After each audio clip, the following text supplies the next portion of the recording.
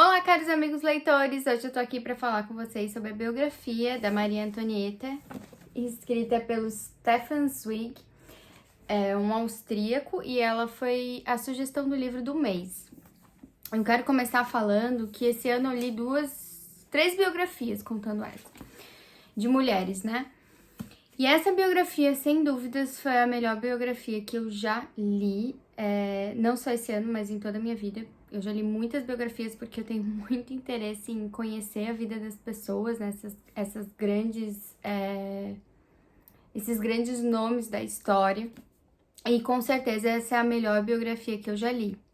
Eu achei que o Stefan Zweig, ele faz uma coisa que toda pessoa que gosta de biografia mais quer. Ela quer entender como aquela pessoa funcionava, como ela era. Porque fatos históricos eu acho que é muito fácil a gente encontrar na internet e ler por aí.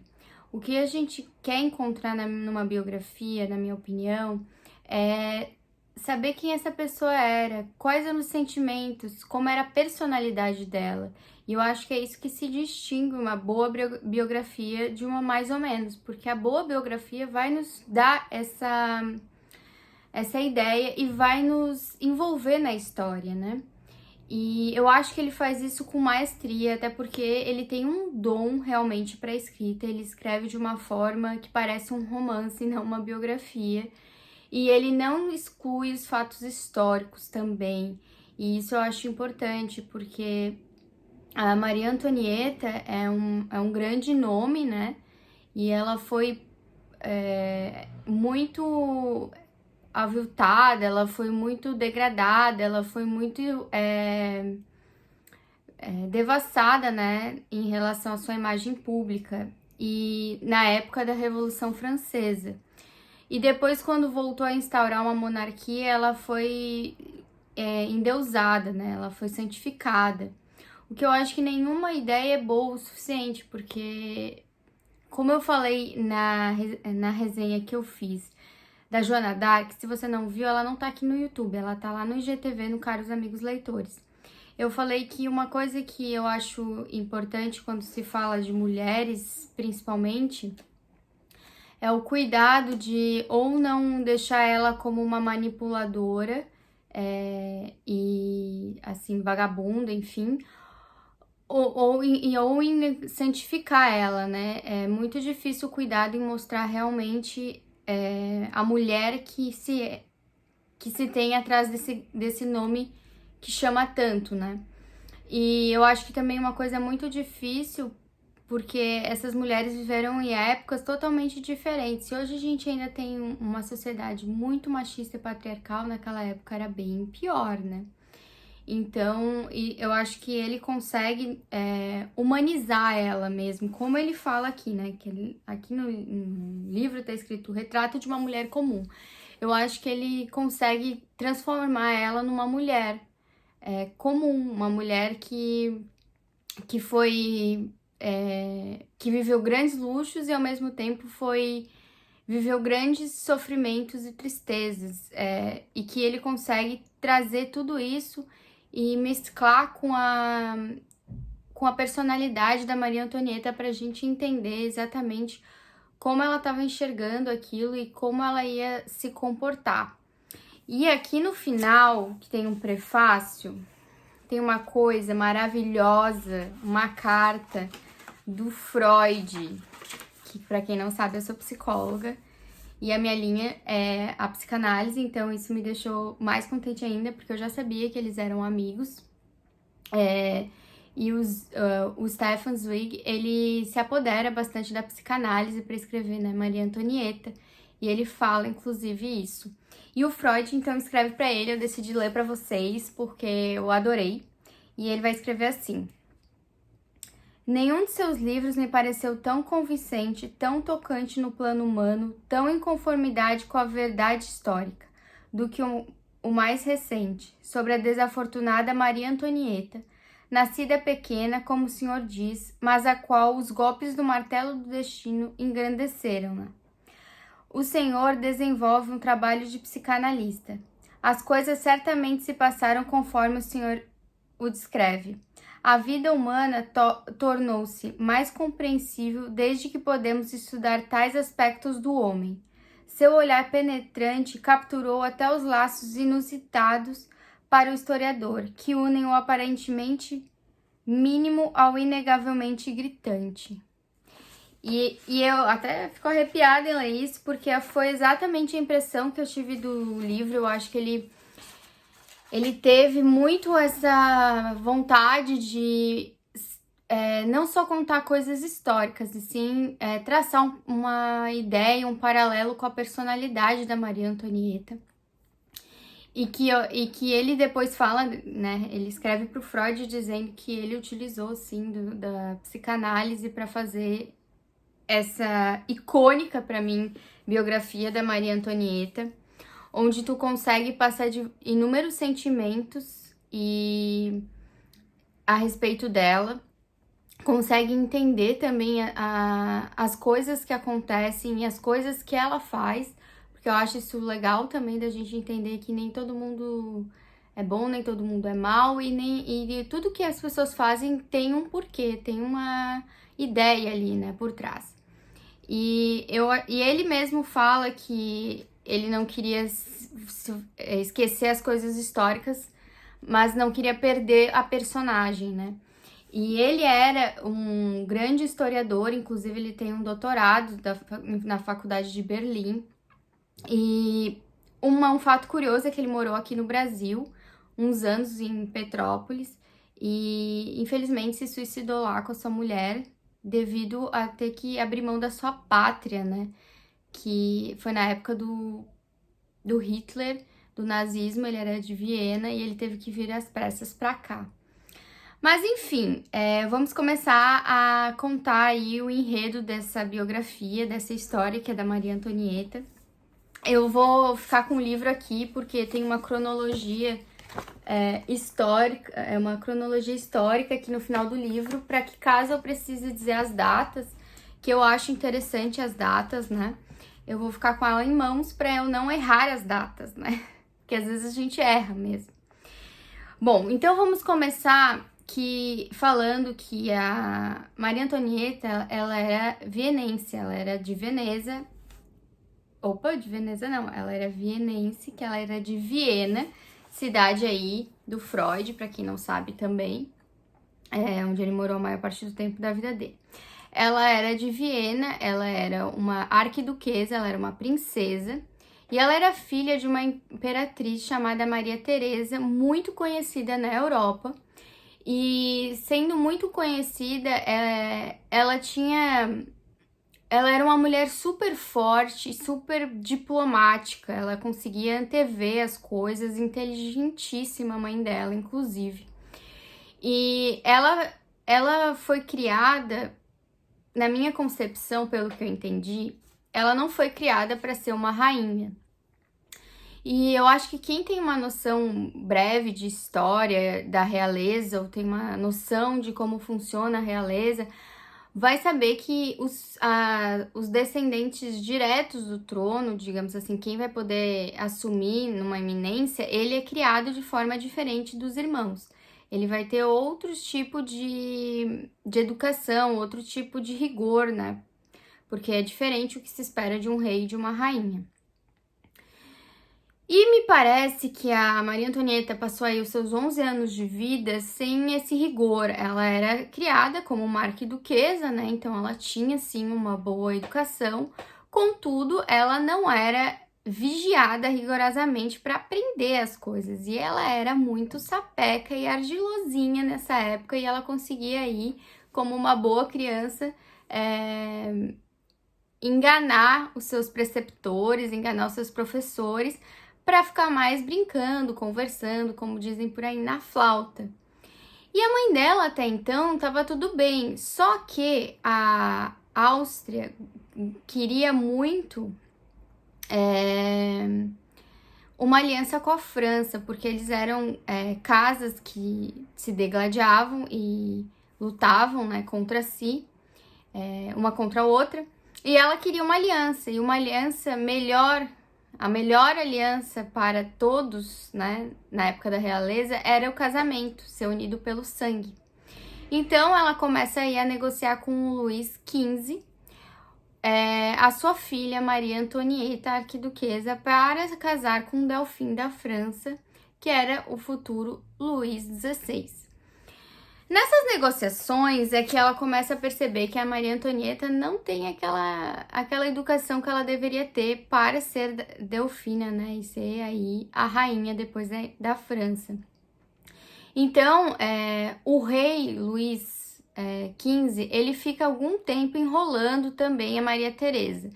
Então, ela começa as negociações ali com 11 anos, a Maria Antonieta tem 11 anos.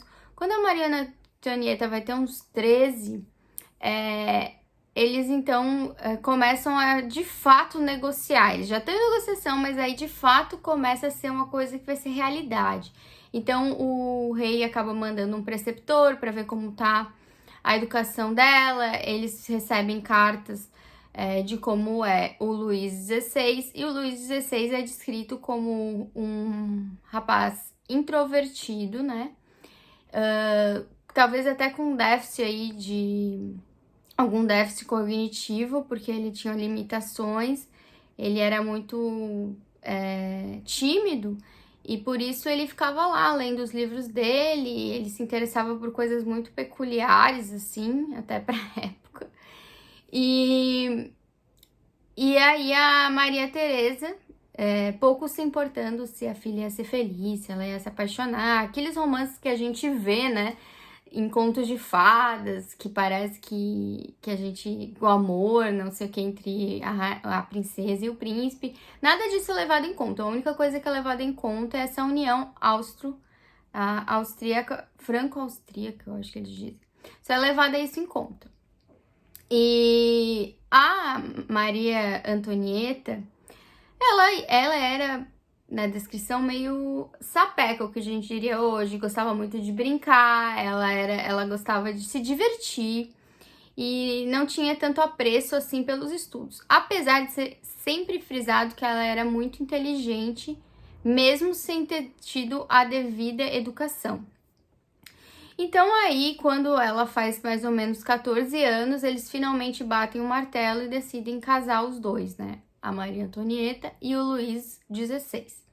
Então a Maria Antonieta vai ser tirada ali do castelo de Viena, que eu vou deixar o nome aqui, porque eu não sei pronunciar mesmo. É um nome alemão, provavelmente, né? É um nome em alemão. E aí ela vai sair desse castelo e vai ir ao encontro. Ela vai com o seu séquito, que eles dizem, e vai ao encontro ao séquito da França. E aí eles ficam... Eu acho engraçado que eles dizem que quando vai se fazer o casamento, as duas coroas ficam tão preocupadas, né, em mostrar a grandiosidade e ficam preocupadas em não ofender uma ou outra, que o casamento poderia ter demorado milhares de anos para se concretizar, porque eles teriam discutido inúmeras coisas, né? E até que eles decidem uma cidade entre a Alemanha, uma cidade que tem ali, que fica entre os dois reinos, e que bem no meio vai ter uma mesa, né? Eles fabricam uma casinha, e no meio vai ter uma mesa que é a divisa mesmo. Então, quando ela chega ali, ela vai ter que tirar todas as roupas de Viena, todas as joias, até a calcinha dela, tudo. Quer dizer, naquela época eles não usavam calcinha, pelo que eu entendi. Eles tiravam tudo, as meias, ela não podia ficar com nada, ela tinha que trocar tudo e daí colocar tudo das roupas francesas. Ela não poderia ficar com nada austríaco no solo francês. E aí, nessa passagem, eu achei muito interessante, porque eu imagino como deve ter sido para ela esse momento, porque ela estava abandonando e renegando, digamos assim, toda a pátria dela e deixando a família, porque também dizem que a corte da Áustria era diferente da corte da França. Lá eles tinham muito mais pompa. Na Áustria eles tinham mais abraços, eram mais brincalhões, pelo que eu entendi. E ela estava acostumada a esse tipo de corte, e ela ia ter que abrir mão dos irmãos, da mãe, de todas as pessoas que ela amava, e ir para um país completamente diferente, sabendo que nunca mais provavelmente veria aquelas pessoas, né? Então é um rompimento gigantesco aí da sua identidade, que eu acho que deve ter sido muito doloroso para ela, tanto que eles fizeram toda aquela pompa de etiqueta, só não esperavam que ela caísse no choro, porque imaginam, ela tinha 14 anos quando isso aconteceu. E deve ter sido apavorante, assim, saber que a partir que passasse para aquela mesinha, pro lado da mesa, ela já não estaria mais na família dela. E quando ela passa para esse lado da mesa, inclusive, todo o séquito da Áustria já tem que ter saído. Então, quando ela vai virar para trás para ver, não tem mais ninguém ali. É uma coisa bem abrupta mesmo. E isso me chocou bastante. E o que eu achei interessante é que ele traz uma questão sobre porque eles fizeram essa casa e nessa casa tinham muitas tapeçarias, muitas coisas luxuosas e bonitas, né? Como uma rainha, uma futura rainha merecia. E aí ele fala uma coisa que aconteceu com o Goethe. O Goethe, eu não sabia disso, o Goethe pagou para poder entrar nessa casa. E eu vou ler para vocês esse pedacinho porque eu achei muito interessante. Esse santuário de luxo principesco está evidentemente vedado ao olhar burguês. Algumas moedas de prata, contudo, convencem os guardiões do santuário. E assim, poucos dias antes de Maria Antonieta, alguns jovens estudantes alemães adentram aqueles aposentos semi-acabados para satisfazer sua curiosidade. Um deles, em especial, alto, de olhar apaixonado, a auréola do gênio sobre a fronte viril, não se cansa de admirar os preciosos gobelins bordados segundo o modelo de Rafael. Despertam no jovem, a quem o espírito da arte gótica acabara de revelar-se na Catedral de Estrasburgo, o desejo arrebatador de captar com igual ímpeto a arte clássica. Com entusiasmo, explica aos companheiros menos eloquentes esse mundo inesperadamente revelado a ele, envolvendo o mundo da beleza dos mestres italianos.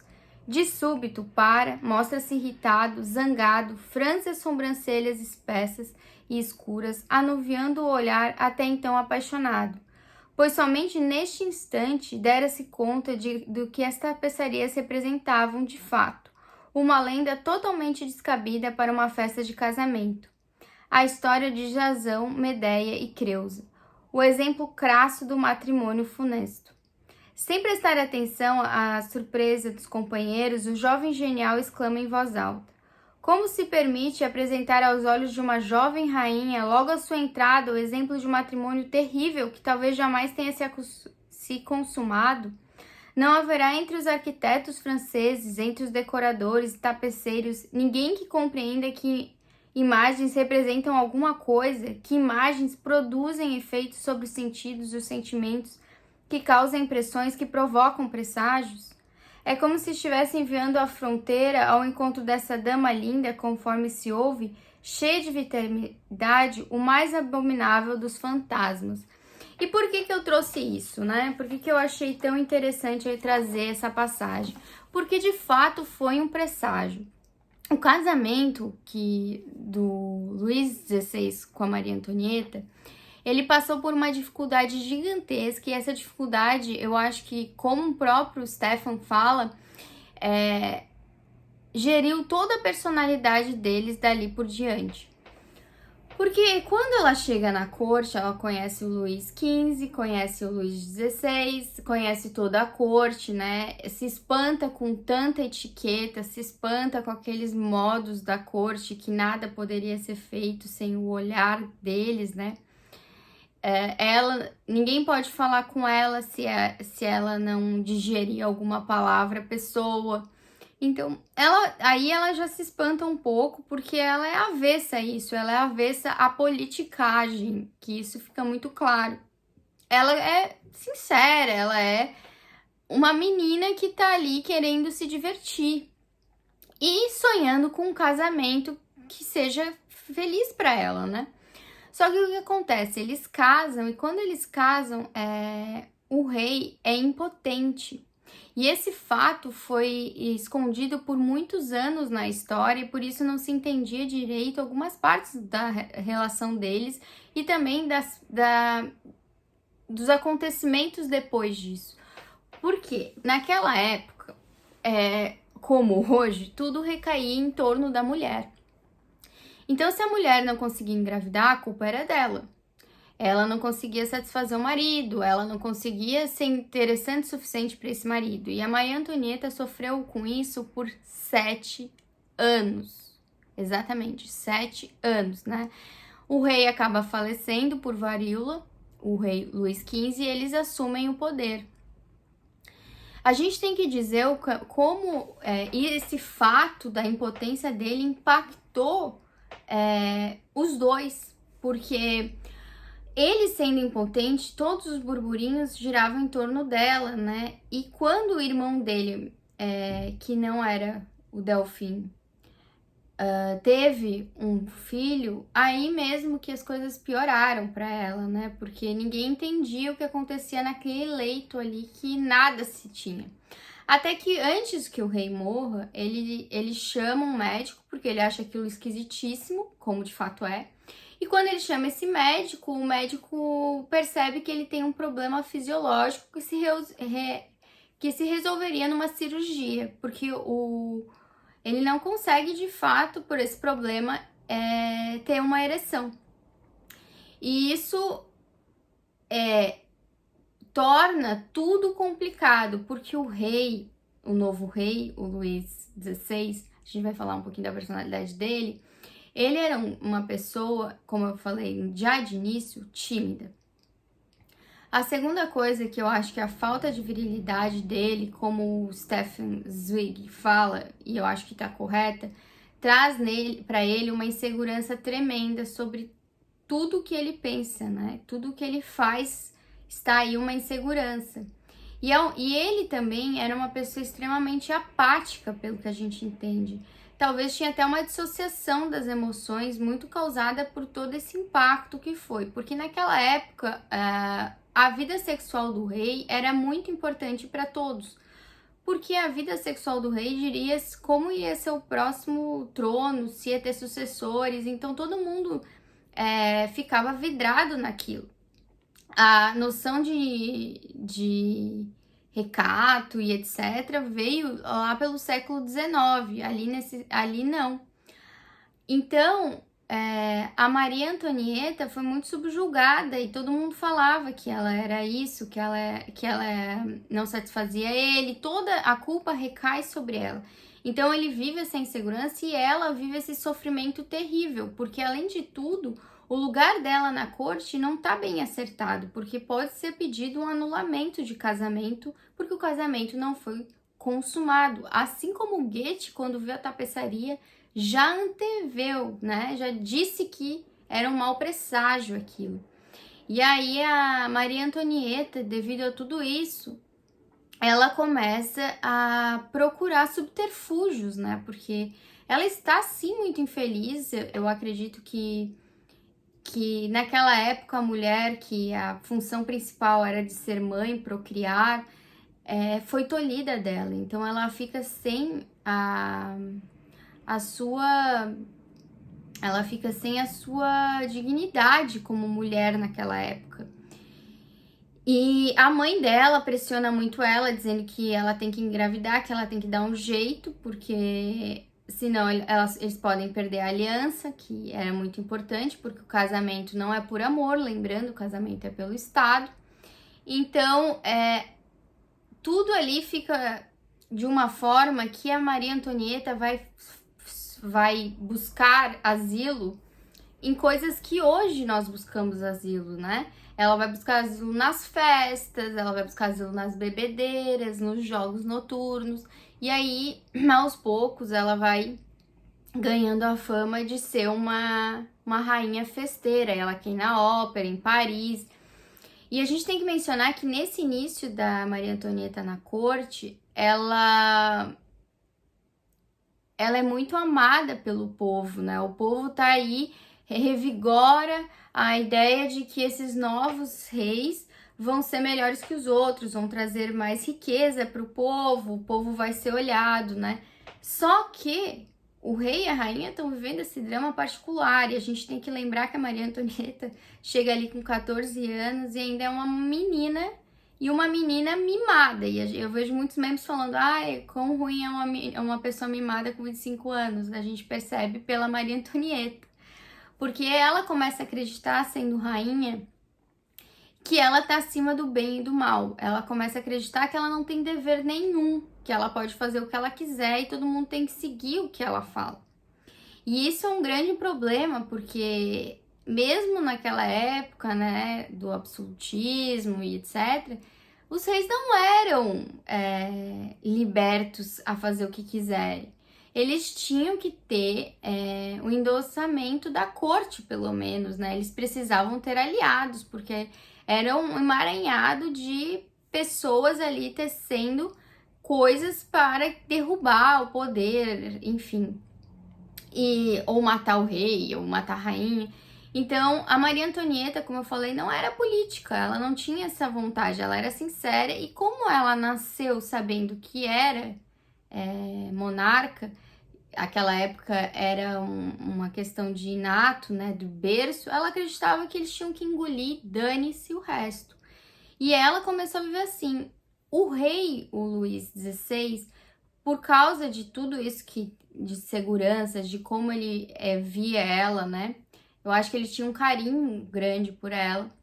Ele resolve dar um Trianon para ela. Eles moravam em Versalhes. Quem já foi em Versalhes sabe que, ou já viu fotos, sabe que Versalhes tem o palácio e tem um mini palacinho, uma miniatura. Esse é o Trianon.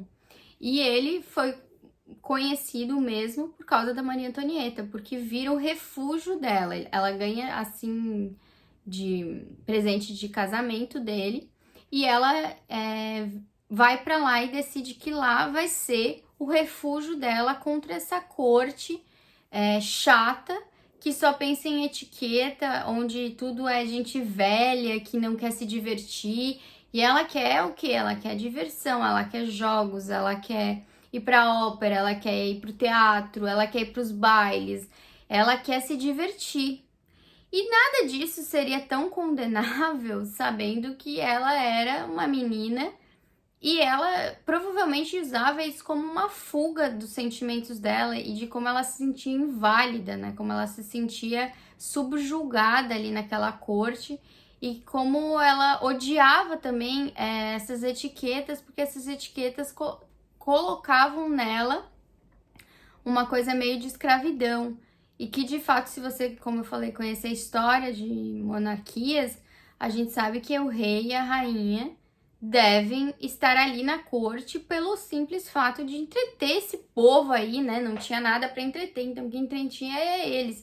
Então as pessoas gostavam de trocar a roupa do rei, servir a rainha e hinos, coisas que a rainha organizava. Quando ela vai pro Trianon, ela decide que lá ela vai ser o refúgio dela, sem essas normas, sem essas etiquetas insuportáveis da realeza. E só chama quem ela quer. E as pessoas que ela quer são pessoas que às vezes não são nem nobres de fato. E existia uma hierarquia de quem poderia estar com a rainha ou o rei. E ela abandona tudo isso quando vai pro Trianon. E ela lá no Trianon constrói, inclusive, choupanas para imitar a pobreza dos serviçais, né, dos servos da França. Só que tudo muito limpo e bonito, né? E aí eles vivem lá, essa coisa aí sem regra e tal. Isso, pra ela, tá muito bem, muito feliz. Só que ela tá gastando muito dinheiro nessa hora. Ela gasta muito, muito, muito dinheiro. Ela fica acordada até 4, 5 da manhã e ela começa a fazer endividamentos, né? Porque ela gostava de ter vestidos caríssimos, ela precisava de 300 vestidos no ano, porque ela adorava essa questão da moda, ela achava que um dos cargos dela era trazer a moda, então ela gastava horrores com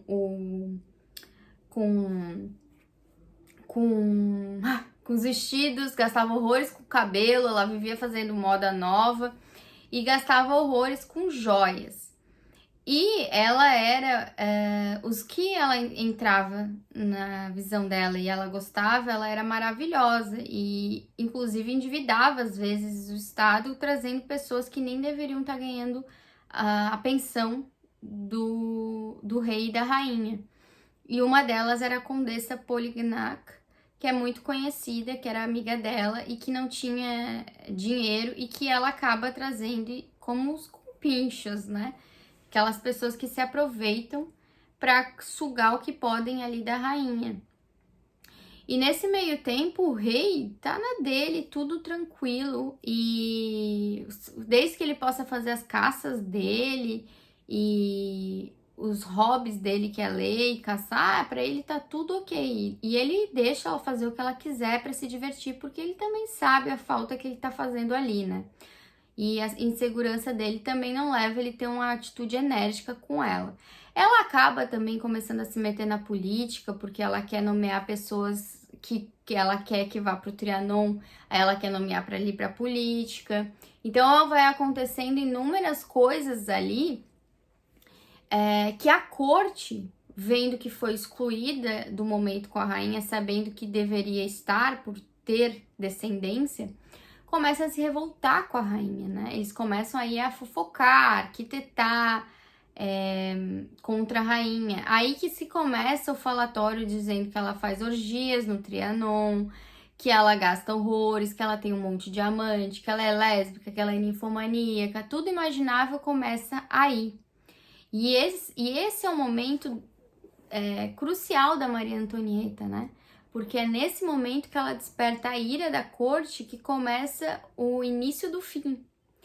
Porque a etiqueta da realeza serve para manter a coroa também, ela não é supérflua, ela está ali para perpetuar a coroa, para os aliados se manterem aliados, para o povo se manter quieto. Então, tudo isso era necessário, só que ela não compreendia isso, porque para ela era rainha, ela podia fazer o que ela quisesse, que tinham que engolir. Então ela ignorava a opinião da corte, a opinião pública, dizia que eles eram chatos e deu. E isso, nessa parte do livro, a gente fica assim, não gostando dela, sabe? A gente começa a pensar, nossa, mas também ela precisava ter limite, ela era uma criança indomada, mimada. Ela precisava do limite, né? Um limite do pai, da mãe, digamos assim. Só que ela era rainha, ela não teria outro limite além do rei. O rei não conseguia dar limite, porque ele era inseguro e ele não queria ser incomodado. Então, ela fica aí como uma boa criança mimada, mandando e desmandando e sem responsabilidade nenhuma para aquele papel que ela tem. Ela acha que ser rainha não traz responsabilidade, traz liberdade, luxo e felicidade, só que a verdade não é essa. Se você for ver as histórias das rainhas, inclusive da mãe dela, a imperatriz, conta bastante como ela teve que deixar a vida pessoal em frangalhos, muitas vezes, para manter a coroa, para manter o trono. Então, até a própria Elizabeth agora, que está ainda em reinado, né, na Inglaterra, se você lê também coisas, ou ver aquela série The Crown, você vai ver o quanto dela é deixado de lado e o quanto causa dor, porque algumas coisas ela não pode fazer. E eu acho, assim, que eu não gostaria de ser rainha nem princesa, sabendo de verdade como funcionava. Era uma espécie também de escravidão à coroa. Porque toda liberdade a gente sabe que tem responsabilidade, mas algumas liberdades a responsabilidade é maior por causa de tudo que vem, como a dela. E aí começa a fomentar pela corte essa questão de que a rainha ignora as regras, a rainha não tá nem aí pra eles e começa a furar o ego de pessoas importantes ali, né? O próprio irmão do príncipe, acho que ele é conde, o conde de Provence, o duque de Orleans, ela vai ferindo aí muitas pessoas que são importantíssimas para ela, politicamente falando. E essas pessoas vão aos poucos querendo tirá-la dali, né? Querendo furar essa autoestima demasiada dela e vão fazendo reuniões contra o reinado. E aí que começa o problema, né? Eles estão ali todos num caldeirão querendo, de certa forma, cozinhar a Maria Antonieta, né? E ela não tá nem aí, ela não se importa com a opinião pública. E nisso, o que tá acontecendo na França? Na França, porque ela tá gastando muito, aumentam-se os impostos. Também tem a questão da guerra, né, que eles estão participando, dos Estados Unidos, que falam um pouco, a questão da Polônia. Então, eles gastaram além, eles estão em déficit. E ela muito tem responsabilidade nisso, porque tem contas exorbitantes. E aí, depois de 7 anos ela fazendo tudo isso, né, que é a parte realmente da Maria Antonieta muito ligada a essas... É a transformação dela, talvez uma pessoa que entendia algumas regras e que depois que vira rainha e percebe que vai ser infeliz e não tem... o seu papel não pode ser cumprido, né, como mulher, ela se joga aí nesses vícios. Só que é bastante importante frisar que ela não, pelo que eu entendi, a Maria Antonieta, ela não tinha amantes, ela não era uma mulher devassa, ela não era santa, mas ela não era devassa, ela gostava de se divertir. Ela gostava de estar sempre entretida porque ela morria de medo de estar só consigo mesma e tendo que pensar nas coisas, né? E se deparar com a sua infelicidade no matrimônio. E aí, depois de 7 anos disso, o irmão dela, o imperador José, vem visitá-la para também dar um basta um pouco e dizer que ela tem que conviver mais com a corte, porque eles já estão sabendo disso, que isso está sendo fomentado, que ela tem que dar uma parada nas coisas que ela gosta, né, nas festas, e ficar mais com o marido dela, porque daí ela começa mesmo a deixar de lado, porque ela já percebe que não vai chegar a lugar nenhum. E o José conversa com o Luís XVI para ele fazer a cirurgia e ele faz. E aí, finalmente, o casal vira casal de fato, tem a consumação do matrimônio, passa um tempo ela engravida de uma menina, que aí é uma princesa, e para a França isso não é importante, o que importa é um Delfim, que é um homem. E aí ela acaba tendo um filho, que é o Delfim. E aí ela realmente fica muito bem vista, o povo tá ok, tá tudo tranquilo. E ela gosta muito dos filhos. A gente tem que dizer que ela tem uma maternidade muito forte. Por isso, de ter uma maternidade muito forte, ela fica ali muito entretida com os filhos e tal, até que aos poucos ela volta a ter uma vida mais forte, noturna. Mas ela acaba tendo 4 filhos, né? E 2 morrem, inclusive. E aí, o que acontece? Lá no início, quando ela chega, lá naquela casinha que eu contei, ela tem a bênção de um cardeal, né? Eu não sei se ele é um cardeal ou ele é um bispo. Bom, ele é um príncipe da igreja que ele se chama Juan. E esse cara, ele é muito odiado pela mãe dela, a Maria Teresa. Ele vai ser embaixador lá em Viena. E ela, depois que o rei morre, ela tira ele de lá, a Maria Antonieta. E ele quer muito a amizade da Maria Antonieta, porque, como eu falei, quem cai na graça dela é tudo no reino, porque o rei não reina. E aí, nesse meio tempo, ela já está soterrada da má reputação, né? Soterrada o povo já tá ficando sabendo das coisas que ocorrem ali, que ela já tá sendo considerada uma meretriz, uma rainha vilã, uma rainha...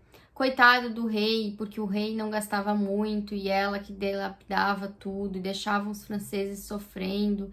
Então, o povo tá tendo também ele tá passando por um momento de miséria mesmo, sabe? Eles não têm dinheiro, porque, além de tudo, eles não param de pedir impostos. Então, o povo já tá ali também, outro caldeirão fervendo.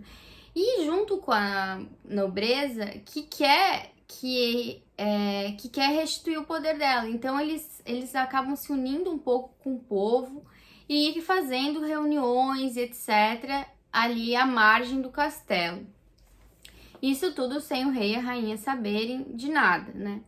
A rainha, inclusive, ela nem falava com o povo, não sabia nada sobre o povo. Hoje em dia a gente vê os reis e as rainhas tendo que, né, na Inglaterra, que a gente tem mais contato, eles fazem um monte de coisas de doações e de ir, né? A Maria Antonieta não fazia nada disso, ela não queria nem saber, ela só ia para Paris para ir para os bailes e etc.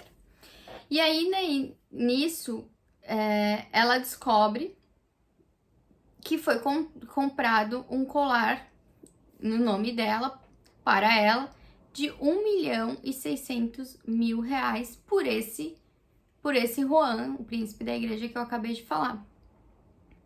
Ela se emputece porque ela odeia ele e ela é muito orgulhosa e ela não tem a ideia de reflexão, ela não reflete, ela simplesmente faz. Ela fica tão brava com a situação quando ela descobre essa questão do colar, que de vez ela pensar, ela chama ele com o rei e ele conta que tinha uma mulher, que dizia que era condessa e que era amiga dela, e como ele queria muito ser ministro, ele queria ajudar, ele queria cair na graça dela, e aí a menina traz uma outra terceira que finge ser a Maria Antonieta num bosquezinho, ali perto, e aí tudo isso, se ela não tivesse a fama que ela tinha, seria contestado de se pensar por que ela faria isso, né, nas costas do rei, por que ela apareceria num bosquezinho para ele. Mas como a Maria Antonieta já estava totalmente difamada na época, e isso era atitudes que pareciam condizentes com o próprio jeito dela, as pessoas acreditaram. Só que nisso, a Maria Antonieta, como ela achou que ele estava difamando o nome dela e etc, e usaram o nome dela, ela resolve prender esse senhor, esse príncipe da igreja, né? Eu acho que ele é cardeal ou bispo, realmente não consigo lembrar. Deixa eu ver se tem aqui na própria... Não, nem tem aqui se ele é um ou outro, gente, não consigo lembrar, eu vou botar aqui depois. E aí ele é levado preso na frente de toda a corte, coisa que não era possível na época. Ele é tratado como um reles mortal e não alguém, né, um príncipe da igreja. Ele era super famoso, ele tinha uma posição de destaque. Ela jamais poderia ter feito isso, mas tomada pelo ódio dele, tomada pela raiva de usarem o nome dela e querendo dar uma lição, ela faz isso. E esse é o segundo ato do começo do fim, porque a realeza que já estava ali, a corte que já estava, né, fazendo essas reuniões de contra ela, ficam horrorizados, até que nem se importava tanto, fica horrorizado, porque fica uma sensação de não saber qual é o seu lugar na sociedade. Aquela sociedade ali existia dessa forma. Então, qualquer um poderia ser tratado assim. Ela começa a ter antipatia geral, né? Inclusive do povo começa a ter antipatia por ela, porque ele vai ser julgado pelo parlamento. E aí ele conta o desejo dele ser amigo dela e daí aparece a condessa, que realmente depois diz que nunca conheceu ela. Mas aí tudo fica meio escuso, as pessoas acham que tudo aconteceu e que a condessa tá levando o nome, tá levando a culpa por ela. Então a opinião pública começa a duvidar, porque todo mundo fica com pena do Juan e fica pensando que ele não tem culpa, ele foi ingênuo, mas também se ela não tivesse essa fama, ele não teria caído nesse golpe. E a opinião pública começa aí a bater mais forte na Maria Antonieta, que parece ser ela no banco dos réus. E aí o parlamento tem um problema, porque se eles absolvem ele sem uma reprimenda, eles estão dizendo que realmente a Maria Antonieta não tem moral, e que aquilo poderia acontecer com qualquer um. E se eles absolvem se eles fazem sem reprimenda, eles falam isso. Se eles absolvem, enfim, se eles... Tá, entendi o que eu falei. Então, eles decidem absolver sem reprimendas, e deixando público que a Maria Antonieta, de fato, tinha um negócio ali escuso e que se ela não tivesse toda aquela má fama, aquilo não teria acontecido. Isso é uma paulada na cabeça dela. E o rei até poderia ter feito algo para defender ela, ter desmanchado o parlamento e condenado, mas ele não faz, porque, como disse, ele era inseguro e medroso. Ele daí só tira o Juan e os envolvidos do país, e que fica pior ainda, porque... daí a Madame também, que vai ser a Madame de Delamotte, que é essa mulher que fez tudo, né, a condessa, ela é culpada e aí ela vai sofrer a represária, ela ia levar umas chibatadas e ia ser marcada e passar o resto da vida dela numa prisão. Só que a forma que tudo ocorreu ali deu mais a entender que a Maria Antonieta tinha a ver. E a corte começou, pelo ódio a Maria Antonieta, a visitá-la. E aí dava mais a entender que tinha algo errado ali. Até que, inclusive, uma amiga da Maria Antonieta vai visitá-la e todo mundo acha que tem a ver que a Maria Antonieta pediu porque ela estava cobertando mesmo a Maria Antonieta. Então, a opinião pública se volta ferozmente a Maria Antonieta.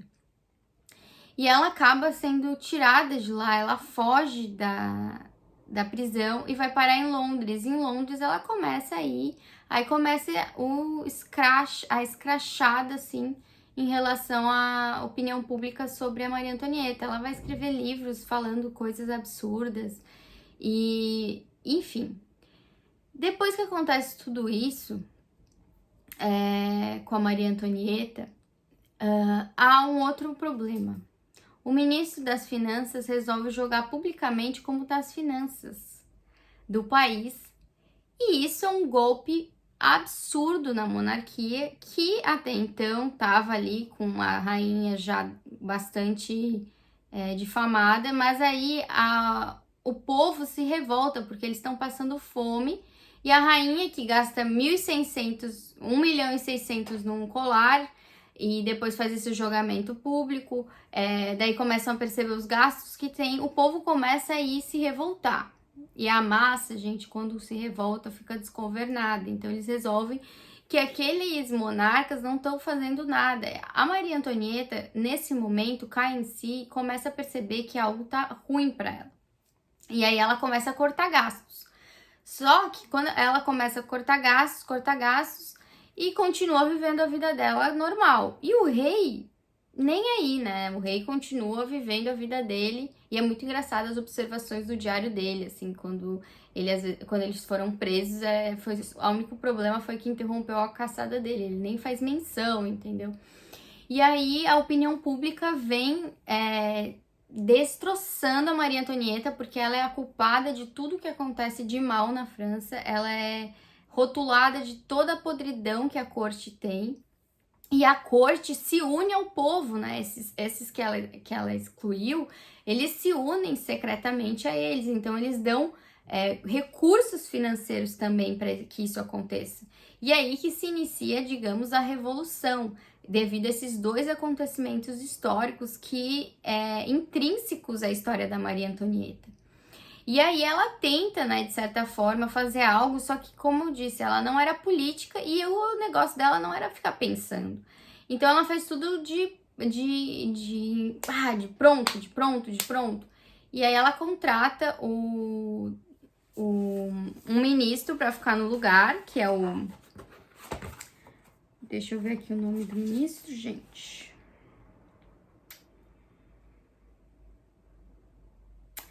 O ministro Necker. E aí ele vem para tentar aí amansar o povo que tá nessa corrida desenfreada, odiando a monarquia, né? Que começa aí. Ele abre então uma assembleia. Vamos escutar o povo. E aí abrem uma assembleia, porque existia só dois poderes: os monarcas e o clero. E eles abrem a Assembleia Nacional, e que aí também é um problema. Esse foi um dos principais, eu acho que, problemas do que aconteceu ali. Porque quando eles deram voz ao povo, eles tiraram o poder deles, eles começaram a diminuir o poder deles. Isso foi uma decisão talvez não tão acertada para resolver o problema.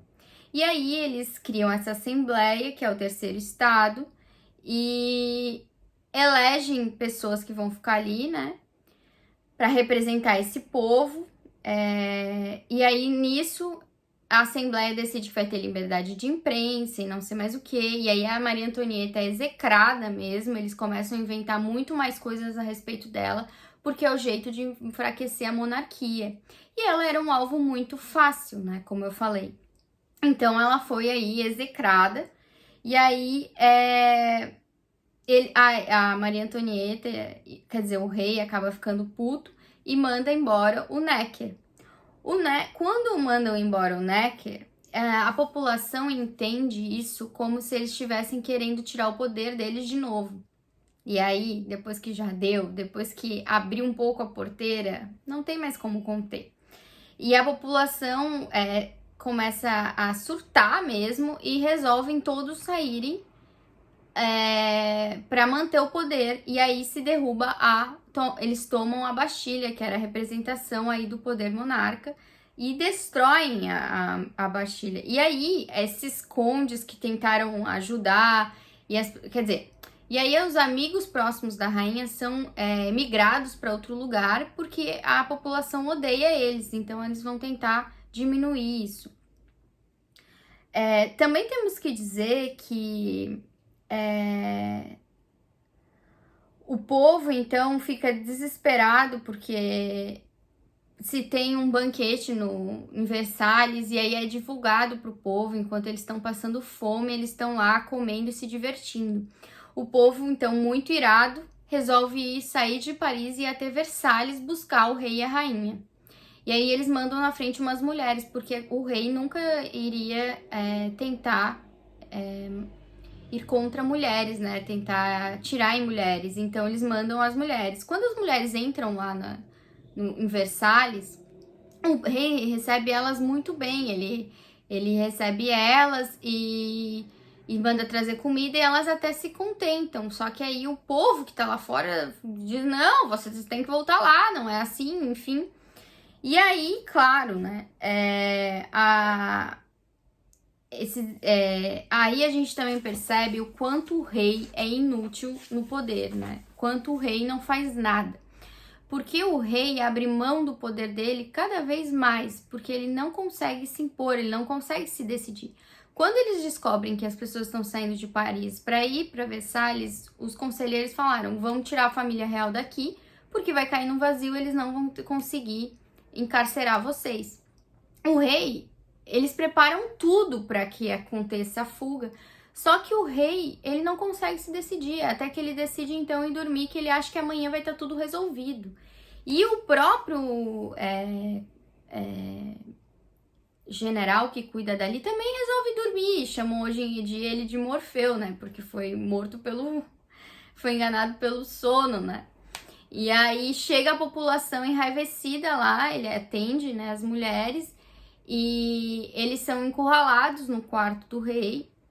A população pede para ele ir lá, ele vai lá, se curva a população, perde toda a dignidade que um rei deve ter, né? Porque um rei precisa ter uma dignidade, ele perde tudo, ele se curva, então mais uma vez ele perde o poder dele.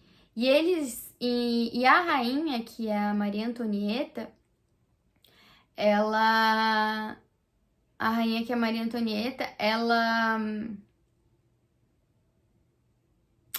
pega e não se curva. E aí que começa a mudança na Maria Antonieta, que já começou quando ela teve que cortar gastos. Mas ali ela começa, porque ela foi realmente treinada a ser uma rainha, ela incorpora a rainha, coisa que ela não fez até então. Ali ela incorpora a rainha e ela não se curva. E eu achei muito interessante que eles contam que quando ela chegou ali na sacada onde estava o povo e todo mundo estava gritando e feliz porque o rei foi, obviamente, destronado, ela chega e ela olha com um olhar ereto, assim, olhando assim, sem abaixar a cabeça. E aquilo dá uma dignidade tão grande a ela que o povo fica todo em silêncio. E aí acho que o Delfim corre ali, eu não tenho certeza, alguém corre ali, ela se abaixa pra pegar, né? E dá um beijo. E aí o povo aplaude a rainha, né? Porque é isso que se espera. E quanto mais se abaixa, já tem um ditado, né? Quanto mais se abaixa, mais a bunda aparece. Era o que acontecia com o Luís XVI. Quanto mais ele abaixava, mais ele perdia o poder e mais ele trazia problemas. E naquele momento, a gente sabe que a rainha não poderia fazer muito, porque ele precisava estar ali, ele precisava estar no poder, ela não podia fazer aquilo por ele. Então, esse foi um dos maiores problemas na Revolução Francesa ter acontecido da forma que aconteceu, porque o rei simplesmente não lutou. Ele não teve pegar em armas a monarquia, não teve isso. O rei simplesmente foi aos poucos cedendo tudo que eles queriam, simplesmente para não se incomodar. Porque ele não se importava, me parecia, ele era apático, né? E aí eles são levados de Paris a Versalhes, de Versalhes a Paris de volta, sendo humilhados, né? E lá eles ficam no palácio ali de Tuileries, que é onde está o Louvre, né? E aí eles ficam lá um tempo, isso tudo acontece em 1789. E aí eles ficam lá presos políticos, na verdade estão presos, eles não podem fazer nada e tem a Guarda Nacional fica cuidando deles para eles não poderem sair. E ali começa mais uma questão de que a rainha tenta de todas as formas, meu Deus do céu, dá um desespero por ela, porque ela tenta. Aí ela vira diplomata, ela vira política, ela começa a ter um olhar mais estratégico. Tudo que ela deveria ter sido, ela vira naquele momento. Parece que ali foi os pais que ela precisava, entendeu? Ali foi o limite que ela precisava de crescer. Agora você vai crescer, agora você precisa se tornar rainha. E ela se torna de forma muito bonita a rainha. Ela tenta de todas as formas salvar a monarquia, salvar os filhos dela e salvar o rei, que tá pouco se importando com o que tá acontecendo. E aí, né, ali eles também decidem, até que um dia eles decidem fugir, eles organizam tudo para fugir. Infelizmente não dá certo, eles voltam, eles retornam, né? E o rei cede mais um pouco, vai aceitando a Constituição, os vetos e etc. E aí temos que falar que ele jura a Constituição, né, em 1791. E depois, em 1792,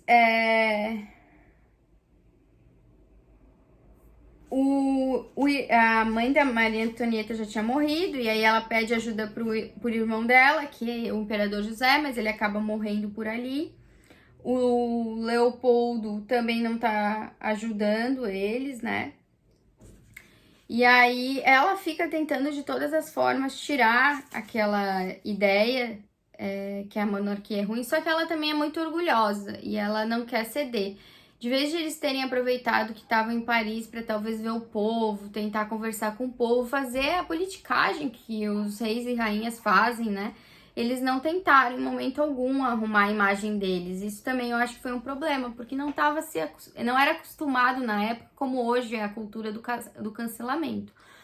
A cultura do cancelamento vem da Maria Antonieta, gente, porque foi nesse momento que a questão da imprensa, a questão da opinião pública contou de fato, né? E até o Zweig fala isso, né?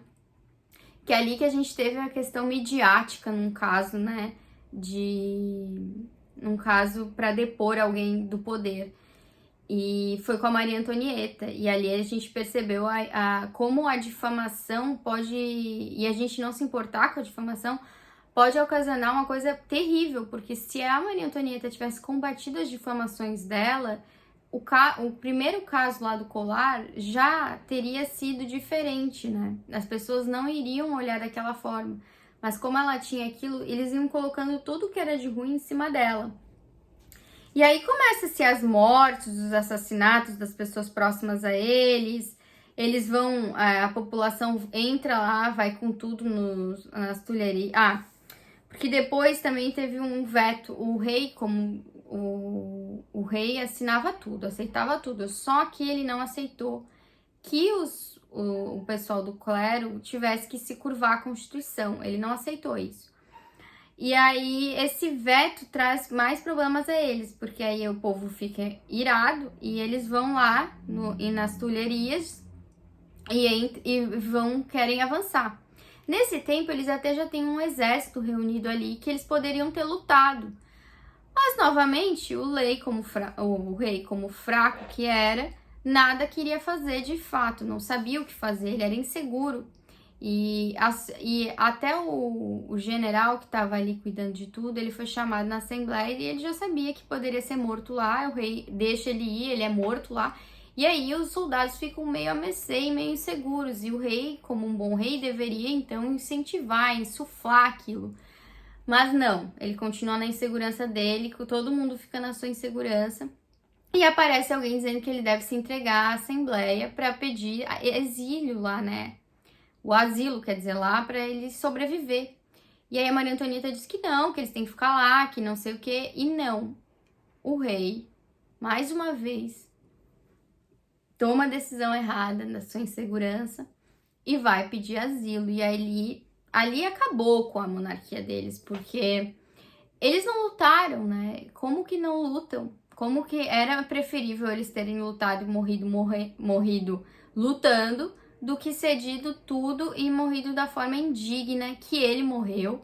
E que a Maria Antonieta só não morreu dessa forma porque ela se manteve sempre muito digna. Ela não se curvou em momento algum e era o que todos queriam. Que ela se curvasse, tentavam forçar e ela não se curvava. Então, em 1792, a gente tem aí também a abolição da monarquia e a proclamação da república, depois que eles prendem a família real num templo. E aí, nesse mesmo ano, inicia um processo contra o Luís XVI, porque eles decidem que tá na hora de matar o rei, né? Porque mesmo que fique na república, a vivência do rei pode sempre trazer a ideia da monarquia vir à tona de novo. Então, acabam matando o Luís XVI em 1793, em 21 de janeiro. Eles fazem um tribunal da Revolução para matar um monte de gente que é contra. Então, também vira uma certa ditadura ali a Revolução, né? Como se era esperado. O pessoal externo que a Maria Antonieta tanto esperava ajuda não tá nem aí, ninguém faz nada, nem a própria casa dela, a Áustria, faz alguma coisa para ajudar. Todo mundo fica ali só observando para entrar no momento que é oportuno para se ganhar algo, né? Então eles ficam ali observando a anarquia completa na França, porque aí a França tá numa anarquia completa. E aí tentam salvar, a Maria Antonieta ainda tem amizades, então tentam salvar a Maria Antonieta. E tentando salvar a Maria Antonieta, acabam tirando o Delfim dela, eles separam a mãe do filho por causa disso, para ela parar, para ela se acomodar. E aí, em 12 de outubro de 1793, tem o primeiro interrogatório da Maria Antonieta, né? Que eles querem começar eles querem matar a Maria Antonieta, porque ela é, digamos assim, o inimigo número 1 da República e ela é o problema maior deles, de que algo possa acontecer contra. E aí, o filho dela, que foi separado dela, acaba sendo pego fazendo coisas ilícitas, digamos assim, eu acho que ele quer dizer de masturbação. E aí ele diz que quem ensinou isso foi a mãe dele e a tia dele, que é uma princesa, a princesa Isabel, né? A Madame Isabel.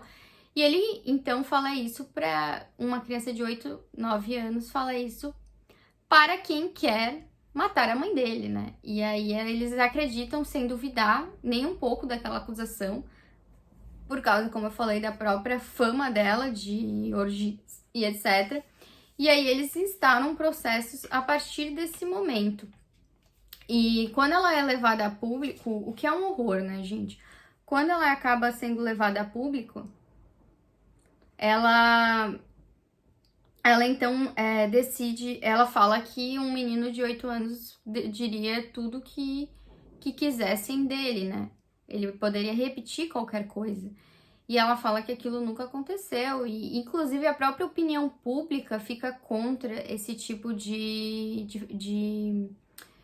acusação para Maria Antonieta, porque as mulheres se compadecem da situação dela e acaba sendo jogado embaixo do tapete esse tipo de acusação que eles acharam que ia ser, mas ninguém comprou. Porque ela era uma mãe super dedicada e provavelmente ele até faz uma análise ali psicológica do menino de por que talvez ele tenha falado isso da mãe dele. Vamos contar que ele estava em mãos inimigas, convivia, né, estava crescendo ali, e ele podia ser punido também pelo que ele estava fazendo, e ele queria outra pessoa que fosse punida, e não nele, né, ele era uma criança. E aí ela acaba sendo interrogada e aí instaram um processo contra ela. E nesse processo eles dizem que ela traiu a República passando informações. De fato, ela passa informações, mas eles não têm nenhuma comprovação legal disso, eles não têm nenhuma prova. Ela destrói todas as provas sempre que tem alguma prova contra ela. Mas mesmo assim ela foi condenada porque ela era pra morrer mesmo, né, gente? Eles já tinham ali de antemão a ideia de condenar ela, e foi o que aconteceu. Ela foi condenada e foi à guilhotina, e dizem que ela se manteve digna e com um porte de rainha até o fim. Em momento algum ela curvou a cabeça, em momento algum ela pediu, implorou e perdeu a dignidade, né? Como, por exemplo, o rei, que fez isso de boa vontade, né? Então, e ela morre então em 1793 e foi tirada do Versalhes em 1789. Olha quanto tempo passou, né? Passou 3, 4 anos quase. E aí depois, né, tem toda a história do coisa, esse livro gigante, esse nosso vídeo tá gigante também, mas eu quero falar algumas coisas finais.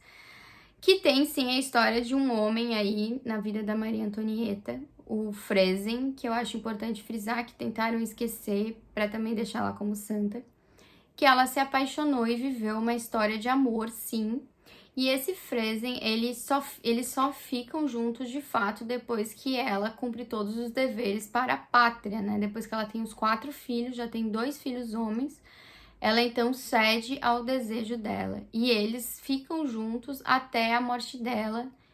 Tem cartas e mostra o quão fiel ambos foram a esse amor. E eu achei muito interessante também isso. E uma das coisas que o próprio Zweig fala, que eu também gostei muito, que dizem que isso mancha a reputação dela, mas que na verdade isso eu achei muito bonito e poético, que nada torna uma soberana tão soberana tanto quanto a humanidade dela, né? Então a questão da humanidade dela trazia essa soberania dela também. E, enfim, ficou grande o vídeo. Eu quero dizer que é uma história onde tu consegue ter talvez todas as impressões do povo, porque no início tu sente uma certa pena dela e uma afeição por ela, depois tu fica revoltado com as coisas que ela faz, e por fim, quando ela vira de fato a rainha que ela deveria ter sido, tu fica com pena e tu quer um destino diferente para ela, né? Tu quer que ela consiga se salvar. Então é muito triste, assim, o final de como aconteceu, dela ser incriminada como pedófila, como se tivesse cometido um incesto com um filho que ela tanto amava. E também eu acho que tenho que dizer que os próprios revolucionários, quando entravam em contato com a Maria Antonieta, gostavam dela e tinham compaixão por ela. A maior parte que esteve próxima dela fala que ela era uma pessoa simples e que eles percebiam que a família real era uma família qualquer, como todas, né? Humanizou a família real. E que é o que acontece muitas vezes a gente aqui na internet, né? Os nossos tribunais ferrenhos na internet que não humanizam a pessoa e por isso podem fazer o que ela quiser. Quando eles não conheciam Maria Antonieta e não tinham essa humanização, podia dizer tudo dela, né? Podia dizer que ela era tudo isso e que estava tudo certo. Mas a partir do momento que ela tá ali carne e osso e tu consegue conhecer um pouco ela, tu consegue humanizar e perceber que tudo que ela tem as falhas dela e tem os acertos dela e que ela não é tudo que estão falando ali, né? E que no fim ela se torna aí uma grande rainha que no momento principal de crise ela tenta ao máximo salvar a coroa, salvar a vida dela e dos filhos e do marido, e que infelizmente não conseguiu porque ela não tinha aliados, muito também por causa dos problemas lá do início de falta de politicagem dela, né, que talvez poderia ter sido diferente. E também um rei mais enérgico, com certeza teria sido completamente diferente a história dela e da França. E eu tenho que dizer também sobre a Revolução que as ideias de liberdade e fraternidade, igualdade, se perderam, porque ficou mais a ideia de igualdade. Eles acabaram igualando todo mundo e a liberdade foi tolhida, porque ali no ano que ela foi morta, o próprio Zweig diz que todo mundo tinha medo de que rolasse a sua cabeça, porque qualquer coisa que se falasse era motivo para ser levado à morte. Os próprios advogados do Luís XVI, desse tribunal que ele teve, foi levado à morte. Os próprios advogados da Maria Antonieta foram presos. Então não se existia essa liberdade também de expressão, né? Liberdade de imprensa.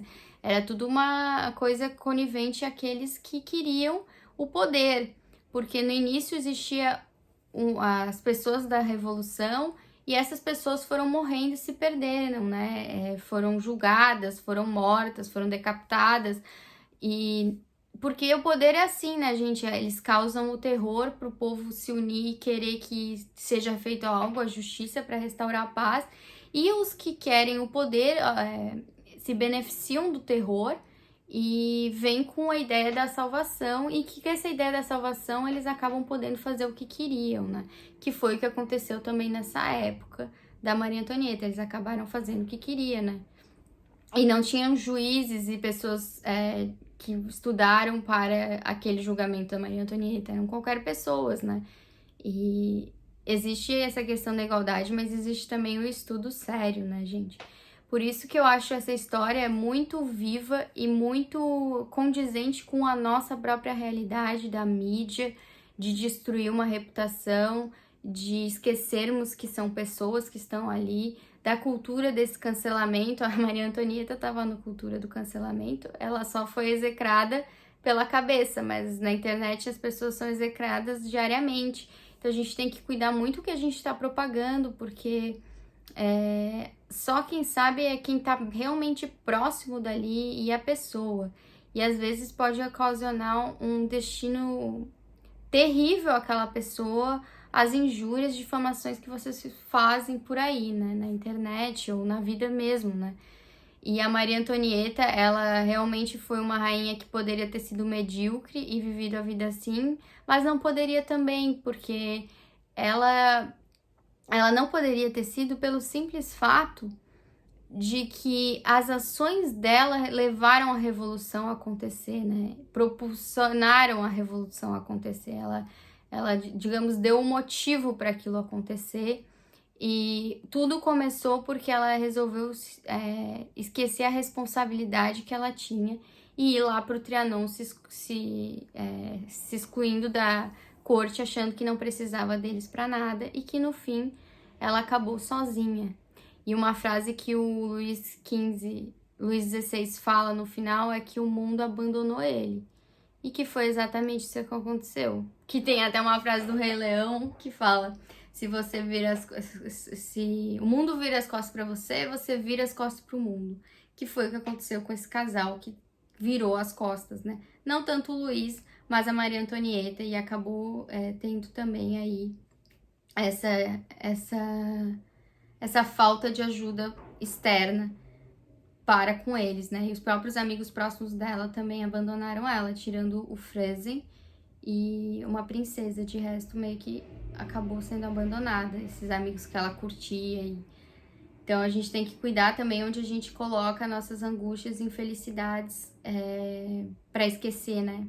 Porque hoje em dia isso é muito em voga também na sociedade. Eu acho que então por isso que faz ser tão importante essa biografia, porque hoje em dia as pessoas estão aí só querendo ir em festa, gastar dinheiro e beber e etc. E não conseguindo olhar para si mesmo, né? Não conseguindo olhar o motivo da infelicidade trabalhando isso, né? Porque para todos tem consequências a gente evitar olhar para nós mesmos. Então, o que eu deixo aqui no final desse vídeo maravilhoso, espero que vocês tenham gostado muito, porque eu adorei falar, eu sei que eu falei muito, mas era uma história gigantesca, não tinha como não falar.